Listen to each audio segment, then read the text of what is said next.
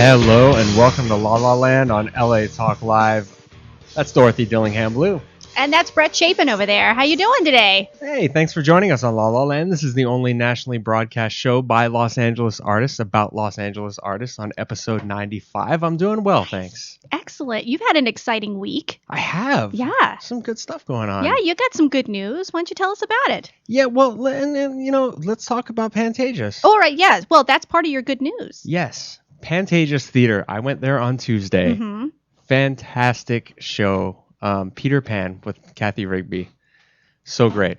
Can you believe she is the big 6-0? I mean, what is up with that? You told me that just now. I can't believe she's 60. Wow. Yeah. She's up there doing handstands, flying through the audience, flying across the stage, not even looking a bit tired. It was amazing. I want to be her when I grow up. I want to be Kathy Rigby. I want to be Peter Pan. That's more specifically. Don't we all? On tour. Guys, Google Pantages or go to BroadwayLA.com. Get your tickets for Peter Pan. It's running for the next 2 weekends, and it's not to be missed. Absolutely. Yeah, and it's running. Show. It's running during the week too, I should say. Mm-hmm. Tuesday through Sunday. Classic story, classic music. Go on. I mean, it's not here forever, so you really got to catch it before it closes. Yeah, it's really a quick tour. Yeah, it's a quick stop in LA before they go off to their next destination. Great. Yeah. And, the Pantages is so great because it's that real old school. It really makes you feel like you're in a Broadway theater. Yeah. Great. But you don't have to get on a plane and deal with airport security to do it. So. Exactly. Hey, there's a plus. Right down the street. Yeah. Good stuff. I'll talk about all that fun casting stuff once I can actually give specifics, Oh, okay. But let's talk maybe a little bit about Roy. I went to Roy's opening night last night. That's right. Has anybody here seen Roy at Theater Palisades? Mm-hmm. We talked about that last week. That's right. We had the writer in, Diane Grant, who is fantastic. Yes. Great sense of humor. She really puts that on the page, and yeah, I think that's what's great about not just LA, but Theater Palisades is there's a lot of new work coming out, mm-hmm. and it can be very LA centric without talking about Hollywood, and that show is an example of that, I think. Definitely. Mm-hmm. And this is the first world premiere that Theater Palisades has done in like 40 years. Wow. So it's kind of a big deal for us over there. That is a huge deal. Yeah. Nice. It's an excellent show. Go to theaterpalisades.com, guys, for information on that. You had a really great idea about the theater listings things. Tell everyone about your idea. Absolutely. You know what? If you have a show opening up, in running, or about to close, and you want some more, bahonkuses in the seats, then absolutely, we're going to be starting doing a weekly LA Minute, letting you know what's playing, what's going on for LA theater and LA artists in the area. So shoot us an email at lalalandtalk@gmail.com, and we can talk to you and let you know about our promotion opportunities and get some more viewers for your show. Because people listen to us and people respect our opinion. They do. We have over 100,000 listeners, and we are now on not just LA Talk Live, or all over the world, all over the nation on different channels and syndicated. We're syndicated. We are syndicated. Yeah, we're like family ties. On the Actors Radio Network. Absolutely. What are some of the other places? We're on 365, Live 365, mm-hmm. iTunes, Facebook, Twitter, Ustream, Stickcam, TinyChat. I don't even know what that means. I think it means we're all over the place. But I love it. It means we're like, we're broadcasting to Mars. If you want some Martians at your show, absolutely. I think that's the way to go. We can do that. We can get you Martians. Mm-hmm. No other show can claim that. No other show in Los Angeles can claim that. Maybe in Kansas, but only in the only one in Los Angeles. We will get you some Martians. Good stuff. Yeah. And thank you, by the way, to BroadwayWorld.com. They did a nice little article on us this week. That was so sweet of them. Yeah, good stuff. Talking about our new co-host and talking about our new location here at LA Talk Live. That would be you. I'm the new co-host. Yes. They had a nice link to your school and everything on there. Absolutely. Go Northwestern. Thanks, Broadway World. Yeah. And thanks, Ken Werther. That was really nice. Yeah.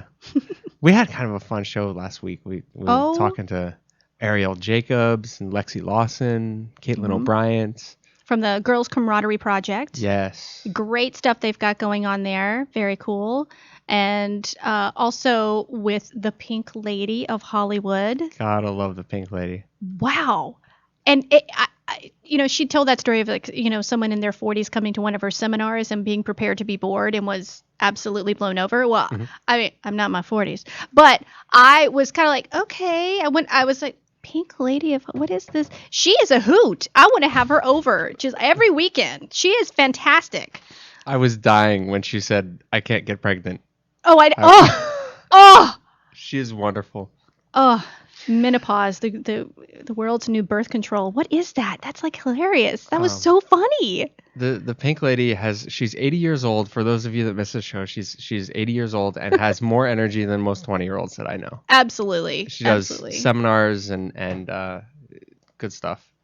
Oh God. And we had Diane last week, so it was like a jam-packed week. It was. Yeah. We got a jam-packed week next week too. We can talk about that toward the end of the show. Sure. But this week we have a pretty two amazing guests. Yes. I figured we'd take it a little easier this week because we've had such a busy week last week. Right. So we just got two. It was like the conveyor belt of guests last week. It was like, and here's the next one. And here's the next one. And here's the next one. I think we extended till 1:30. You know, it was good. We needed to though. Yeah. They deserve it. It's true. Yeah. This week we have Madysin Hatter. Yes. Who is an awesome musician with an awesome band called Madysin Hatter, who has an awesome show at the Whiskey, a Go-Go. Nice. Yes. Coming up this next week, this Friday. That sounds great. So she's calling in all the way from New York, and she's how nice. Yeah, she's been a guest on the show before. She's a second-time guest, and getting a chance to talk to her again. So cool. It'd be great. Cool. And sitting with us, we have actress Emma Hawley. Very nice. Welcome. Thanks so much, guys. Good to be here. You can find information about Emma at emmahawley.com. She is a theater and commercial and film actress. And looking forward to talking to her as well. And actually, Madysin and I went to UCLA together. Yeah, how random is that? Our two guests happen to know each other by coincidence. Yeah. That's wild. I love it. Yeah. Madysin, if you're listening on the phone, your friend Emma is here as well. Hey, girl. Tell you, the world is small. People are always talking about how just overblown and how you can't find any connections in Los Angeles, and that's so not true. So not true. No, I'm a big believer in synchronicity. Mm-hmm. Yeah. For sure. Yes. And not just in tap dancing.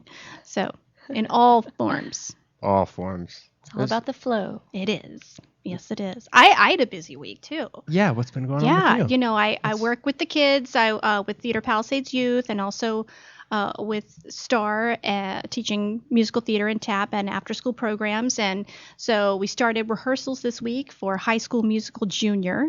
And awesome. Wow, I'm already so excited, and we open in just 5 short weeks, so that's really great things. And then we had our end of session shows for STAR, and I have a show that's from preschool to 5th grade. That's the range of kids that I have on the stage. So wow. It's a little bit of, okay, go Annabelle, go. Just, you know, they're distracted by the pretty lights and their costume and all that kind of stuff, but they really pulled it off. So I was really very proud of all the performers. That's great. What was the name of that show? That was it. It was an original they wrote. I think it's called Blast Back to the Past. And so what we did is we had the kids kind of explore different eras of music. So they went to the big band era. They did the 50s music. They also did 70s with some disco and some rock. And my favorite, of course, was the 90s. So we were like rocking out with some NSYNC. It was great. And then we get back to present day. So you went full circle with the music. We did. I like it. We did. And we had costumes that went with each era. So that was a lot of fun, too, to see them change the costumes and run in and out. And we had light effects and sound effects. And Now, if I'm a listener, if I'm a parent and a listener, Sure. and I want to get my kid involved, how would I do that? Well, you would check with your school and see. STAR is in most elementary school programs throughout LAUSD, as well as Santa Monica and Culver City. You can also just go to starinc.org, starinc.org, and find out if there is a STAR location at your school. Very good. Mm-hmm. And we're doing a contest too. We should talk about that. Yay! Has anybody here seen Roy for tickets? We're giving away 2 free tickets to Has Anybody Here Seen Roy? All you have to do is tell us where Has Anybody Seen Roy takes place.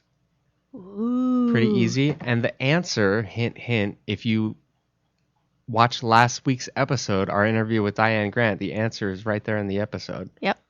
There So it is. we're kind of giving these tickets away pretty easy. Mm-hmm. Mm-hmm. So just email us at lalalandtalk@gmail.com with the answer to that question. 2 free tickets to Has Anybody Here Seen Roy? Nice. Good stuff. And there's lots of great little eating places around there too. So it's a nice night. Oh, yeah. Really walkable from the theater. You can go grab a bite and have a good time. I would promote Theater Palisades even if I wasn't involved there.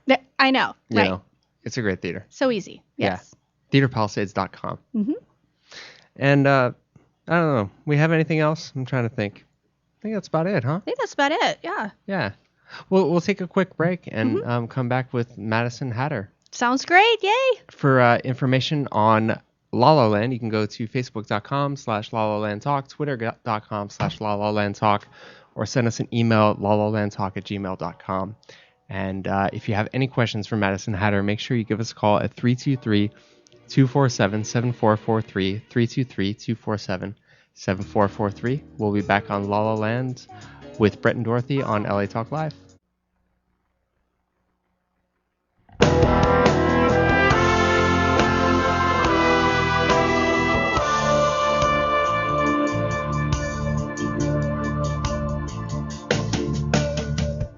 I don't know which way to turn. This fit has gotten so tight. I pray that one day I'll learn, so that my heart can take flight. But this is holding me down, making it hard to get by. I got my feet firm on the ground, but my heart is in the sky. I wanna run far away to where all of my dreams go, find them and catch them and bring them back home. Wanna know a way to make all of our love go seamless and painless, hold on to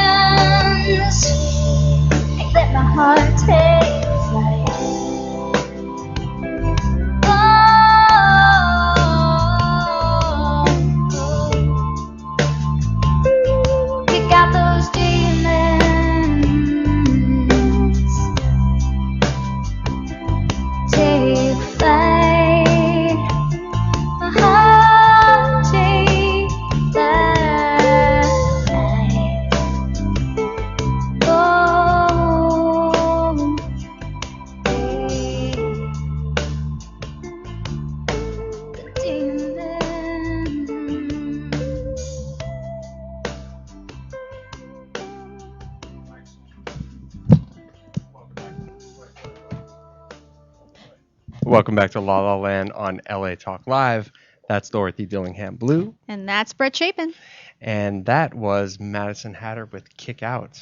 I feel like a radio DJ. I'm sitting Sweetie, you are. right next to you. Yeah. It's weird. And we have on the phone Madysin Hatter. Very exciting. My first phone interview. I haven't done this before, so this is very exciting. Oh, good very stuff. Exciting. Good I know. Stuff. Hey, Madysin Hatter. Hey guys, how's it going? Great. Hi. Going well. Hi, and hey Emma. Hey. Like small world. I know. How weird Thank is you it? guys for having me on from the East Coast. I know you're calling us all the way from New York. Yeah. Yeah. Yeah, it's a little cold out here, but nice and sunny, and going to LA on Tuesday, so I'm looking forward to the warm weather and Yeah, it's finally my back. friends and rocking out. Yeah. It's been pretty cold here too, but cold for us is like 55. Right. So, Cold for you guys is like 72 degrees. yeah. That's like a warm day. We would put on like suntan lotion here. Wow. You're coming here for a really good reason too. You've got a show on Friday. I am. Yes, I'm so excited. I'm playing Whiskey A Go-Go on the Sunset Strip. And it's one of my favorite venues to like go to as an audience member, but also to play. We played there a couple of months ago for the Sunset Strip Music Festival in August, and it was amazing. It was so much fun. And I'm really looking forward to this show. We're going to be opening for Willie John Ross, who's one of the original guitarists from the Scorpions, and also Warren DeMartini, who's the guitarist of Rat. Both bands of which I am a huge fan of. Wow. So I'm so stoked. Now, how sticky is that stage? It's kind of small. Once you get like the drums on there, and like I have two guitarists and a bassist, there's still room to like jump around and twirl, which obviously I love to do. But it's like a cozy space. It's cozy. Which makes it awesome and more intimate. But then the audience is like closer to us, so we really rock their faces off. Nice. I have so much fun every time I go to shows at the Whiskey. It's always such high energy. Fun, bands. right? And It's there's a so great much place. history there too, which makes it like even more special. Definitely. Do they have a place where like all the bands like sign, or a favorite place to, I don't know, hang your hat or your underwear, or like what? They have like a backstage area, but like I said, I played there a couple months ago, and I was a huge fan of all the bands that I opened for, like Great White, Faster Pussycat, Bullet Boys, last time. So the second I finished my set, I like jumped in the audience and was like watching them. So I mean, it's a cool venue because like performers and audience members mingle and like watch each other. It's very much like a community kind of venue. So I think everybody's just going to be hanging out. That sounds great. Very cool. Yeah.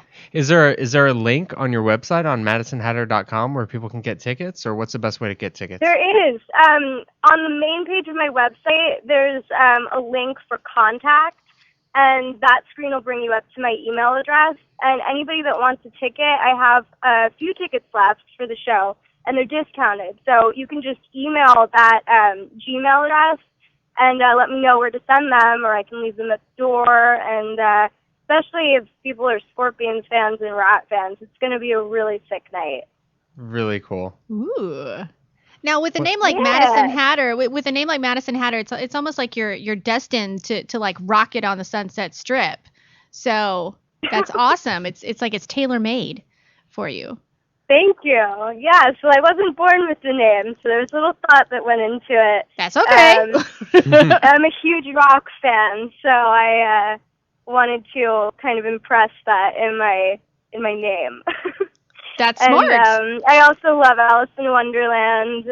I'm really influenced by a lot of stories I read and literature and music that's come before me, so I wanted to incorporate that all into one happy little name. Very cool. Yeah. Well, that's very smart. You know, when you're an artist in any medium, marketing, you have to think of those first things that people see or hear about you. And a name is very Absolutely. smart to really brand yourself, and Exactly. it catches. It's a brand. Mhm. So if I use my real name, which we won't go into details, but it's definitely not like, rah, you know, it's not like this. I feel like tells the story. Gotcha. So you're So, it won't melt your face. Madysin Hatter will melt your face with the yeah, music, right? Okay, good. yeah. But in a happy way. But in We'll a all happy melt way. each other's faces together. Together in a community. Good In a stuff. community venue sort of way. Hey, we just listened to your song "Kick Out." What's that about? That is about kicking out demons. Everybody has like inner conflict, inner struggle at some point in their lives, and that was my way of expressing kind of working through an issue and seeing the rainbow at the end, and just knowing that everybody's gonna win. I think a lot of people internalize things, and kicking out, it's like you just, instead of internalizing everything, it's like, hey, well, let's push out what's not working, maybe. Exactly. Yeah? Absolutely. It's about being proactive and about just getting all the crap out of your life and focusing on what's the most important, which is you know, and making yourself a better person from that struggle. Great. I love that. Good stuff. Who else is involved in Madysin Hatter? You have musicians, right? I do. We started out as I'm a singer-songwriter, and I hired my musicians in New York, and we've actually started writing a couple tunes together. So, it's kind of like the band vibe, but I write most of the music and all the lyrics. I'm not sure how that's going to progress in the future, but as of right now, it's like Madysin Hatter and Company. A couple of the tunes, actually, that I just released an EP a couple of ago worldwide on iTunes and like Amazon. We have physical copies of the CDs too, but two of those tunes I co-wrote with the musicians that I just mentioned. So I like to collaborate. It's fun, and we're starting to do that more. So I'm looking forward to what we're going to be doing in the future. Very nice. Yeah. Well, and your new EP, if people want to buy that, they can go to MadysonHatter.com as well? Absolutely, yeah. They can click on the music link, and then that'll take you to the iTunes page. We have Kick Out is on there, the song that you guys just played. Kick Out, that's on there. I have an acoustic cover of one of my favorite Great White songs that's on there. And then this EP, which consists of 4 original rock songs that are fairly new that I just released on there as well. Really cool. I like your covers. We're going to, at the end here, we're going to play your cover of Sweet Child of Mine. Ooh, one of my favorites. The acoustic version. See, I'm a huge music fan, you know. I'm coming from a place of, like, music fanness, you know. And all of these bands really influenced me and inspired me. So I like to pay homage to them every now and then. Very nice. Have you been doing it for your whole life? Is it something that you were doing as a little girl, or is it something you started later? Actually, I grew up with a theater background and focused on that for a really long time. And then it wasn't until like my freshman year of high school that really translated to loving rock music. And like Aerosmith was like the first band that really made me go like, wow, oh my gosh, love like, this Aerosmith. is what I want to do forever and ever and ever. And from there, it just kind of like blossomed into loving all rock music and being a student of rock and just, yeah. And what do you think? Loving it. Well, and now there's so many rock-based musicals, you know, the Green Day's American Idiot and Rock of Ages. Yep, and Rock of Ages, there's like a ton of them. And I love it. I think that music is meant to be shared and meant to be like performed. Mm-hmm. And as many people as you can expose something to, like the better, you know.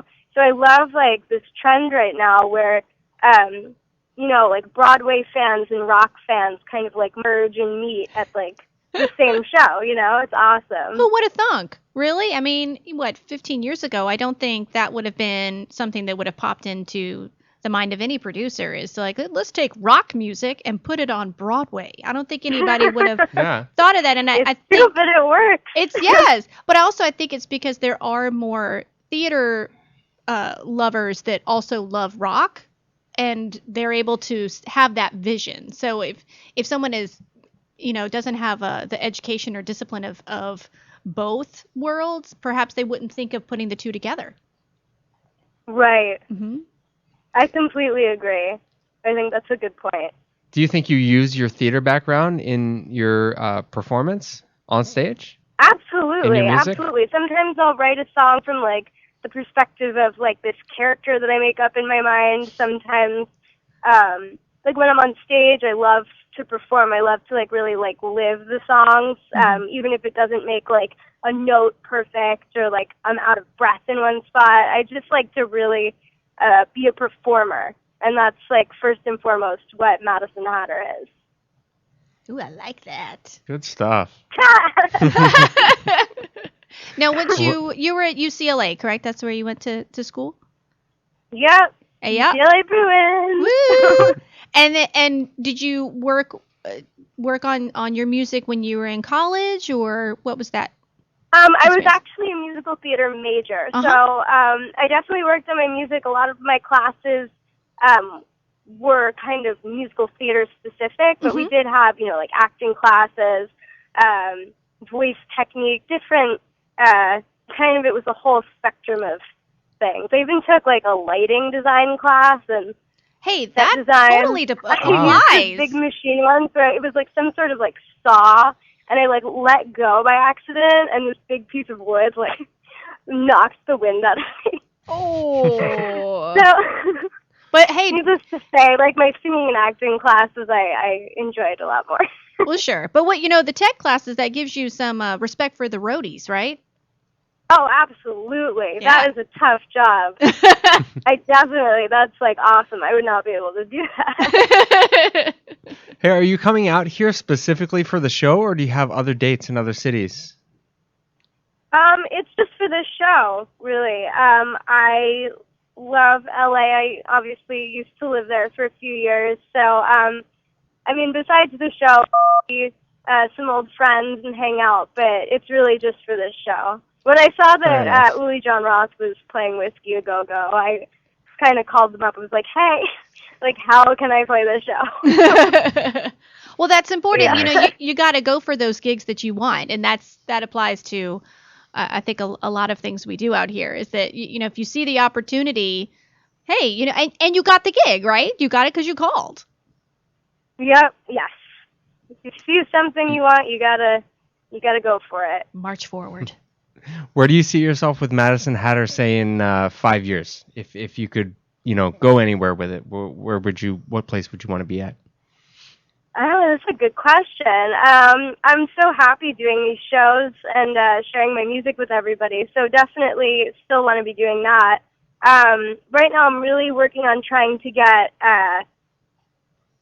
kind of to the next level. I'd love to share my music, my original music, on like radio stations across the country.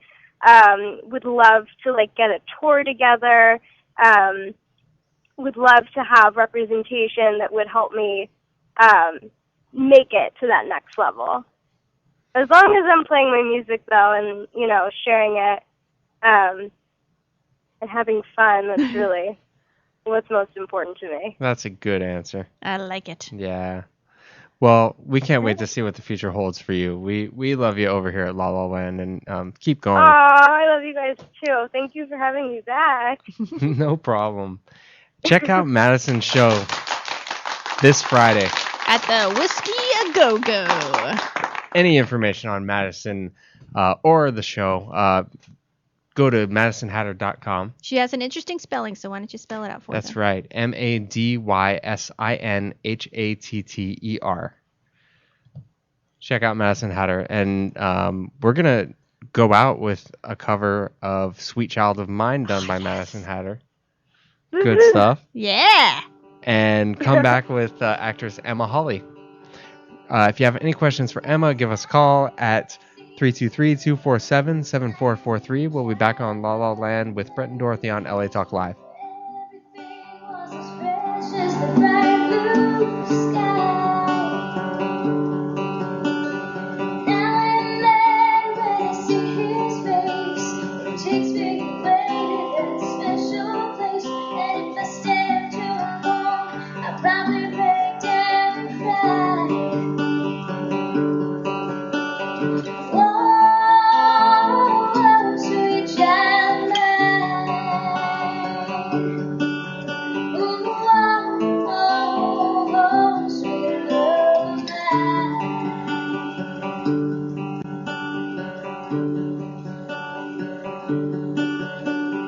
He's got eyes of the bluest skies, as if they thought of rain. I hate to look into those eyes and sing out to them. Each hand pray for the thunder and the rain to quietly pass me by. Whoa, sweet child of mine. Ooh,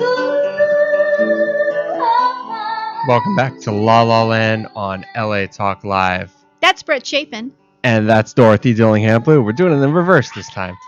I can't hear myself in my headset, so kill time for 5 seconds here. All right, no problem. I gotta say, I wish I was as cool as Madysin Hatter. Seriously, I don't Don't know. we all? Man, She has so much energy. And Yes. she's so... and positive. Yeah, she's so into what she's doing. I love it. Love talking to Madysin Hatter. MadysonHatter.com. But now we're talking to actress Emma Hawley. Hey. Hey, Emma. How you guys Welcome. doing? Thanks Thank for joining us. Pleasure to be here. Now, Emma, let's start at the very beginning. The very beginning, Yes. zygote. Wow. I was a zygote. Good That's times. going way And, back. That's going way A back. blastocyst. Yes. See if I can remember my biology. It's Emma's very a- impressive. It's very impressive. Emma's a theater and film and a commercial actress. Mhm. And she's very involved with the Alarian Players. Yeah. Last year I started working with them. They do a lot of they're all about doing classics and giving opportunities for women in theater, because so often, and it's the same in film really, like so often it's majority male casts. Even movies that have female leads, there's a lot of males surrounding them in terms of romantic interest. And I understand, like, historically we exist in a patriarchy, and most of the writers have been males, and a lot of the classics also male dominated. So it's really about gender blind casting and not using gender as a limitation for the opportunity to perform a role. So the artistic director of the company, Carly Wexstein, I met her at a birthday party for a mutual friend in college. And Carly's been a guest. We love Carly. Carly's been a guest. I love Carly. She's a superstar. She's a rock star. She's so dedicated and so creative, and she's a painter. And she did, so I was talking to her at a birthday party, and she was saying that they were doing a reverse gender version of Macbeth. So it's all, there's only 2 female roles in the whole play. Mhm. It's Lady Macduff and 3. Lady Macduff, Lady Macbeth, and then a gentlewoman. So every other character is a guy and was played by women. And I played Lennox, who was a Thane, and it was really fun just to play with embodying the masculine, because it's something that you don't realize. So we had a drag night before during rehearsals. So we all kind of put on facial hair and dressed in men's clothes and went out to a bar in Silver Lake. And it was really fascinating. I mean, obviously a lot of us couldn't pass. I felt like I could pass pretty well, and a couple of my friends definitely were pretty solid. And it was interesting. It was interesting how just something as simple as putting on that mentality, or just taking on that cloak of that other gender of being a man, how instantaneously my behavior changed. Like, there was this drunk guy at the bar, and he obviously you could tell something was up and like touched my hat. And the first reaction I had was like to flare up and be like, hey man, like don't do that.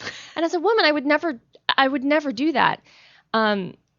There's a weird kind of subconscious permission for women's physical space to be taken. Like, Oh, at a absolutely. bar, someone passing you would just touch your arm, or like, and it's not something that I'm rah feminist anti about. It's just interesting that it's so automatic to switch over. Mhm. And that was what was interesting for me. It's like there's definitely inherent things about gender. I mean, that's a question too. Are there inherent things about gender? I wonder, like there are like physiologically, obviously. Sure, yes. To what extent that goes to behaviorally or situationally, there's things that are really superficial that we take for granted as authentic or as like part of being a man or being a woman. And it's like, no, those are just socially patterned. So was the entire within the cast were the roles traditionally played by women, were they played by men? Yes. Okay. Yes. So we had two awesome guys. The guy who played Lady Macbeth was awesome, and then my friend Joe DeSoto played Lady Macduff and the Gentlewoman, and they totally rocked it. And they went a little bit more like most of us tried to do more realism. Like I made my hair into like a faux hawk and had like a little soul patch. And then Lady Macbeth was definitely a little bit more like drag queen-ish, like the eyebrows and the makeup and stuff. But he did a great job. Yeah, Zach Camera. I remember seeing you in that show, and I don't want to be offensive, but you completely passed as a guy. I don't feel any offense at all. Like it's my job as an actor to like embody it, and it was really fascinating. I mean, I'm the kind of character that I always like. When I look at the breakdown, sometimes I have to laugh because it's like quirky or attractive but not overly so. Literally, that's a quote. Yes. Or like attractive but not modelly, and like normal to like real to character looking and stuff like that. So I know that I'm on a different end of the Hollywood spectrum, and I totally embrace it. And actually, last year when a couple years ago, I turned 25, and my intention was to kind of balance the masculine and feminine inside of me. And then I met Carly, and then I did the show, and I felt like it was just a great demonstration, like externalization of that intention. So yeah, I think it was interesting. Some of the girls that seem a little bit more identified with being women, I think that they struggled a little bit more in really going full out with like the facial hair or like embodying the masculine.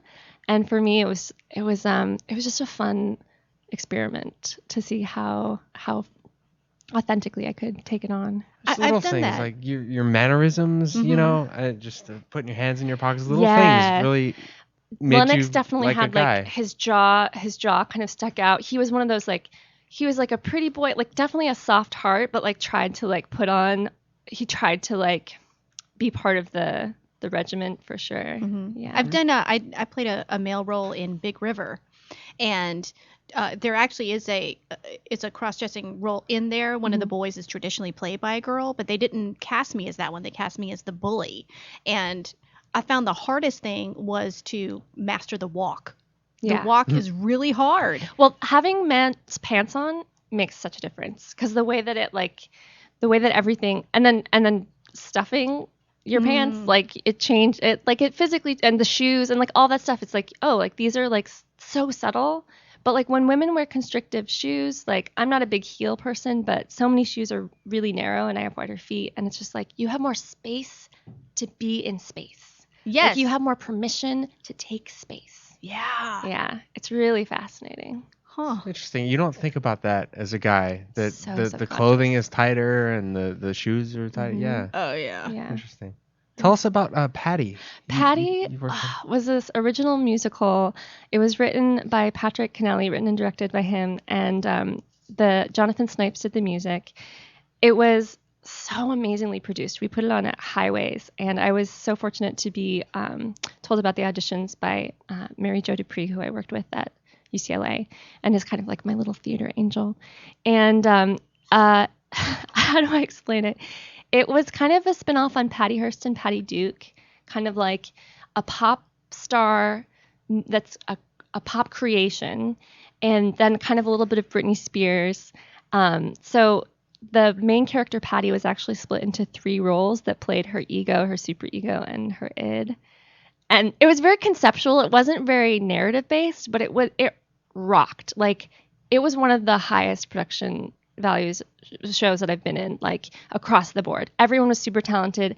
The costumes went to New York Fashion Week. Pilar Macchioni, I think I butchered her last name, she was amazing. We had like couture costumes.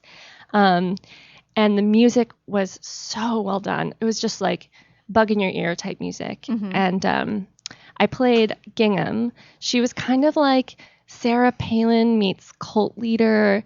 She was kind of What a combo. she had like this like high colored, like with buckles, kind of like, yeah, I don't know, very, very rigid. And she was all about the system.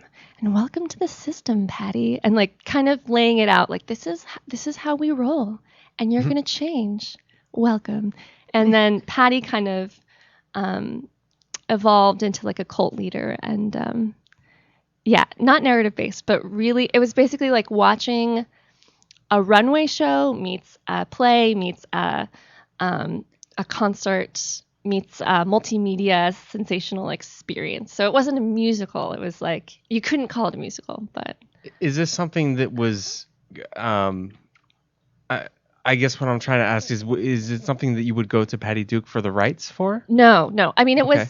was very loosely based on some of those trends, like cultural trends in terms of like, what is it for a woman to be taken over by the media and created into something, based on. Right, because Patty Duke was really Anna. So she was just told one day when she was a child that Anna was dead, she was Patty now. Yeah. And that's when she's a child to hear that, she says it kind of like in a way split her personality, not in the take pills for it way, but Yeah. She was kind of overlorded by these managers during her whole tenure as being Helen Keller and all of that. So Yeah. This is interesting because we've had Patty Duke's son Mackenzie on. Oh. I know Patty's familiar with the show, so we'll have to Oh, yes. send her this part of the her autobiography interview. is fascinating. Well, if Yeah. you want to find out more about that show, you can go to pattytherevival.com.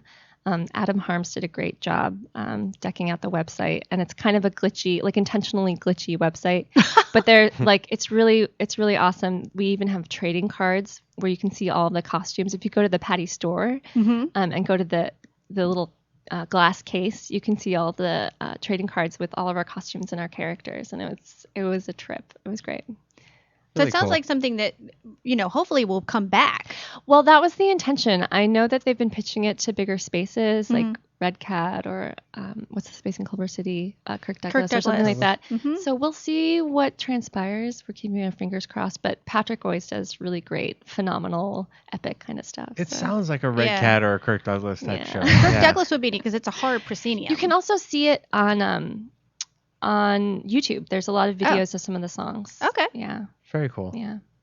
Another thing that's kind of interesting about you, I think, and we were talking a little bit about this in the pre-interview, is you're one of those actors who is very in touch with the spirituality side of their acting. And when I Yeah. say spirituality, I don't necessarily mean religion. No, yeah. I not mean religious. just sort of a general self-awareness. Mhm.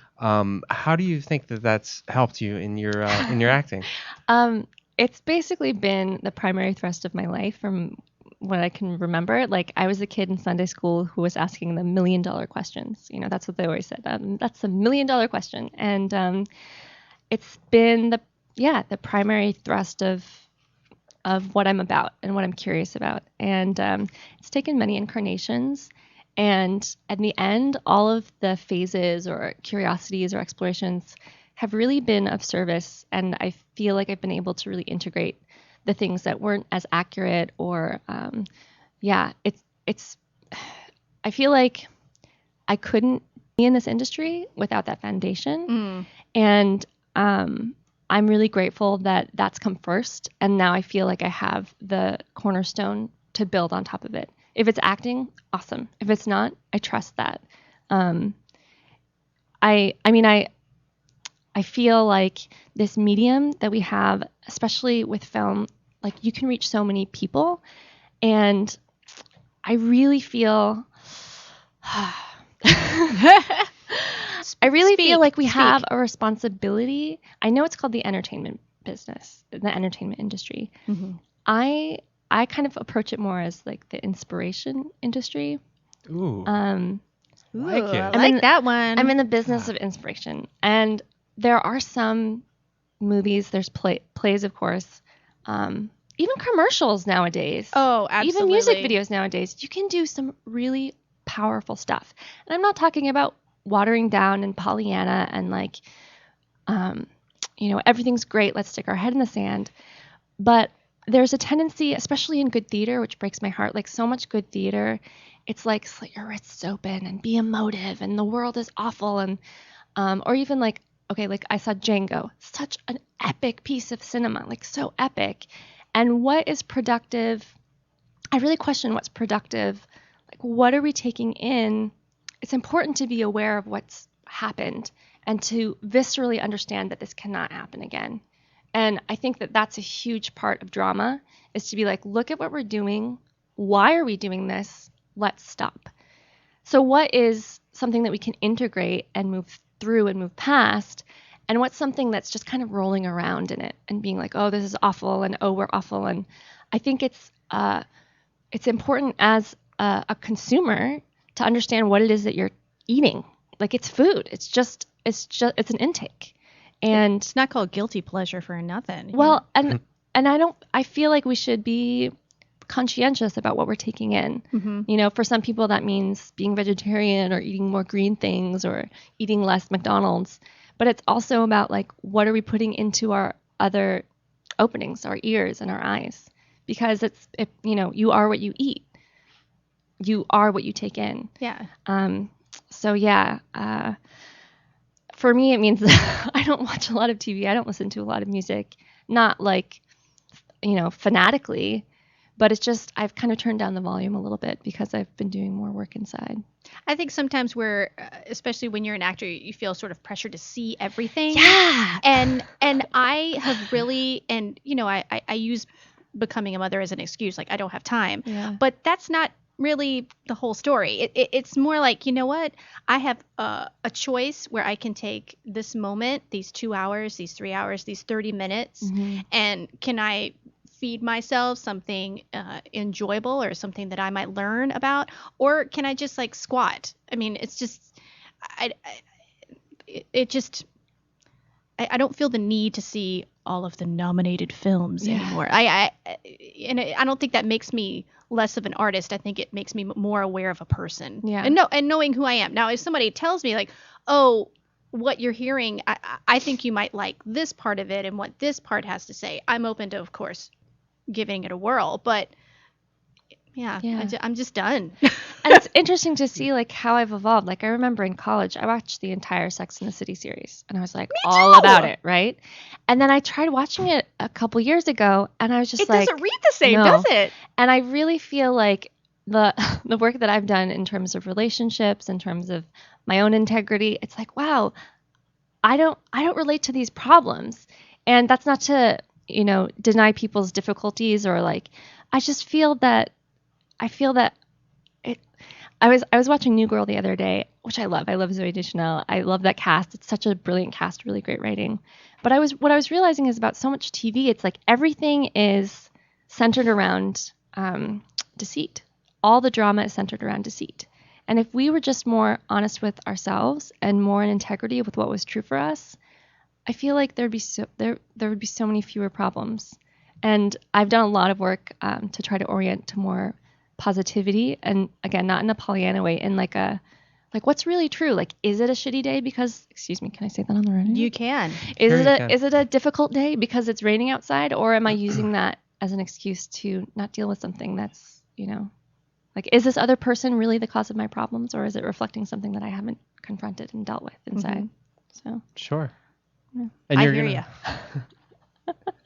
This conversation is taking an interesting turn. It's gotten every time I call my Nana, she's like, we always get into philosophical conversation. And you know what? And talking to your grandmother, is that your grandmother? Nana, yeah. Yes. And they pop out with just like the wildest wisdom, don't they? She blows my mind. She was born in the 20s. She's like 90. She's almost 92. Uh-huh. And I just feel so much gratitude for her and her life, and like how she and my mom and like this legacy, like matrilineal legacy, has really informed who I am. And like they've been through so much. Like the world has changed so much. Women have changed so much. Like this is the first of what, 1 or 2 generations where not only we're allowed to have a profession, we're like required to have a career. It's bizarre. It's like it's not in our DNA. And as a, you know, a millennial and like, you know, quarter life, whatever, it's an interesting dynamic to face and to really figure out like, well, what does that mean? And at the end of the day, like, you know, 50 years from now, 100 years from now, like all that matters is how I was able to contribute to the momentum of what I feel is part of our evolution. That's what it's about. No matter what your career is, whether you're an actor or not. And that's what I'm really realizing is like, it's not about the form, it's about the content. Like, you know, those inspiring stories about the janitor that like transformed your life, that like really, you know, that one guy that was in the corner that was kind of your like, or like what's the book, The Peaceful Warrior? It's just some guy in like an auto shop who's basically this guy's guru. So like, it's not about what you do. And I think as a generation, that's what I've been told from day one. You can do anything and you have to be something, you know, and it's like was a gift of our parents' generation. Like you can do anything, but I graduated from school and I was like, no, I can't. How do I? And we can on some level. And I think, you know, but you also have to find your balance. I mean, because the thing that's one thing that I, you know, the Kool-Aid that we've been that's been put in our sippy cups is just that, you know, doing everything 100% well. I'm sorry, I'm yet to meet that person. Yeah. And for women especially, I think that's something you have to find your peace with, or, you know, the best of your ability, and making a choice to do what you feel is your best. And finding that line between discipline and will, which I think are healthy, and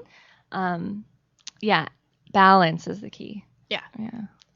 I've got Spam-A-Lot, Find Your Grail in my head now. But you really have to. And I think you got to do what makes you happy. And, you know, so many people spend so much time chained to a desk and just miserable. And they're doing it because they have responsibilities and families, and there's something to be said for that. And that's important. But they're just not happy. And I don't know. Yeah. Well, I don't want to negate you, but I want to maybe look at that. You said do what makes you happy. And I question that because not everyone has that luxury. I think it's more important to be what makes you happy, because you can do a lot of different things. Like you can work in an office and be happy. And, you know, I wasn't working for a long time this past year, and I started doing more like administrative stuff and like retail stuff. And I love this company. And I realized that the work that I've been able to do inside, that I've had time to just kind of sit around and be like, what am I doing?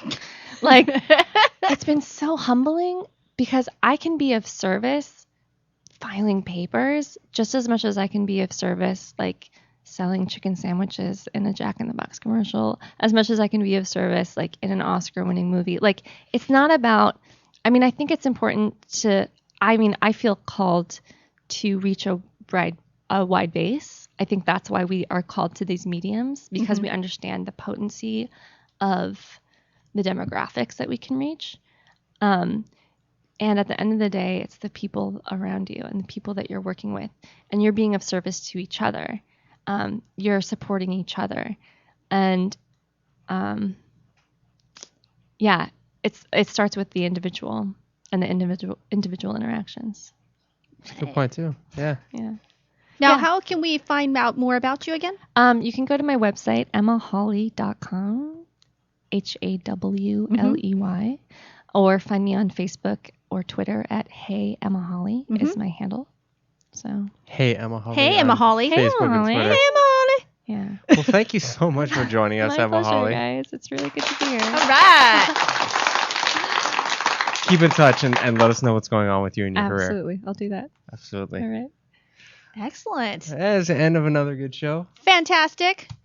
Next week, another jam-packed show. We've got some live music next week. Yes. Excited about that. Mike Peralta, singer-songwriter, coming in. Is going to set up right over there behind you. Wow. Do some playing of some music. Mm-hmm. Michael Seal and Jessica Kubanski of the Theater at Boston Court.